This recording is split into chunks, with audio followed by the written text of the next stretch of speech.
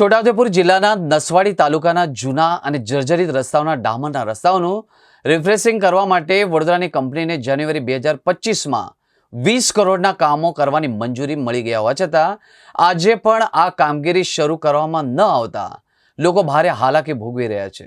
મુદલા ગામનો રસ્તો આમ પલાસણી મેન રસ્તો આ જ છે। એમાં આવવા જવામાં લોકોને તકલીફ થાય છે। રસ્તો બધો ઉખડી ગયો છે, એમાં કપચીને બધું બહાર આવી ગયું છે। એટલા માટે આ રસ્તો થવો જોઈએ ને જોઈ જાય છે બધા ટેન્ડર ભરીને, પણ હજુ કંઈ કામગીરી થઈ નથી।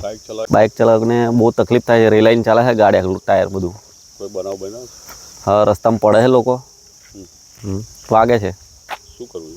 બનવો જોઈએ રસ્તો। હું બીજું રસ્તાની પરિસ્થિતિ બહુ ખરાબ છે। આજે 10-15 વર્ષથી આ જે પોઝિશનમાં છે એ જ પોઝિશનમાં છે।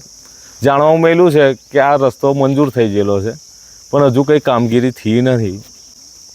હવે મોટા મોટા ખાડા છે ને બાઇક ચલાવો તો શું પરિસ્થિતિ? બાઇક નાના સ્કૂટર લઈને આવવાની, આ મેં એક્ટિવા લઈને આવ્યો છું, આ ડીઝલ લઈને લેવા જ જાઉં છું। કેવી રીતના લઈને આવ્યો છે, કઈ ચલાવવી એ નક્કી નહીં, કઈ તો કયા ટાઈમે સ્લીપ મારી જાય એનું કશું નક્કી નહીં।